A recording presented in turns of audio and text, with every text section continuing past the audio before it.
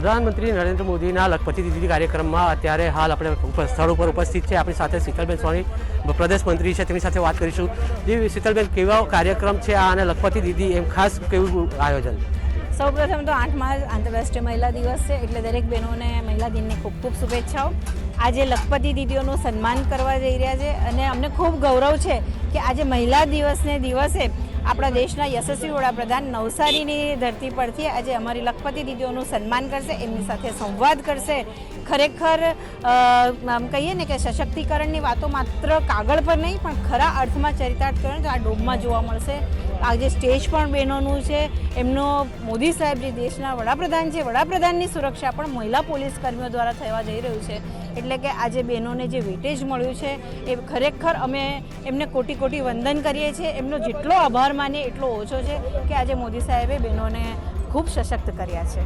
કેવી પ્રકારની કાર્યવાહી જે સખી મંડળો કરતા હોય છે, લોકો વિવિધ યોજના જે સરકારની એને આગળ લઈ જવા માટે? ખરેખર તો એક ડ્રોન પણ આપેલું છે જે ખેડૂત બહેનો છે કે ભાઈ ડ્રોન દ્વારા એમને ખેતી કરીને દવાનો છંટકાવ કરીને આજે લગાડે છે। સખી મંડળની બહેનોને પણ અલગ અલગ સહાય દ્વારા પોતાના જ વિસ્તારમાં રહીને પોતાની બહેનોનો સાથે રહી અને પોતાનામાં વિસ્તારમાં રહીને અલગ અલગ કામગીરી કરીને પગભર બનાવી છે। આજે એવી લાખો બહેનો જે લખપતિ થયા છે એ દરેક બહેનો અહીંયા ડોમમાં છે અને દરેક બહેનો મોદી સાહેબને ખૂબ ખૂબ એમને વંદન કરીને એમનો આભાર માનવા માટે આવ્યા છે।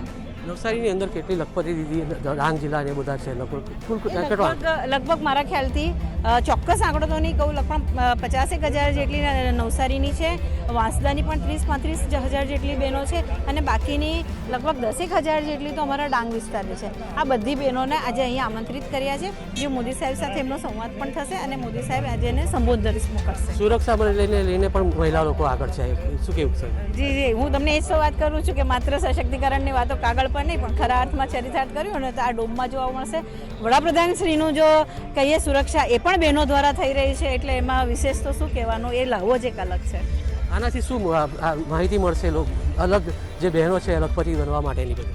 આનાથી પ્રેરણા લેશે કે દરેક બહેનો કંઈ ને કંઈ પોતાના પગભર થઈને પોતાના પરિવારને કે સમાજને કઈ રીતે આપણે મદદ કરી શકીએ છીએ। ખરેખર આનાથી પણ દરેક બીજી પણ બહેનો પ્રેરણા લઈને આવી રીતે કામ કરવામાં આગળ વધશે। જે શીતલબેન છે તેમની કહેવું છે કે જે પ્રમાણે આ જે કાર્યક્રમ છે તેનાથી એક પ્રેરણા મળશે।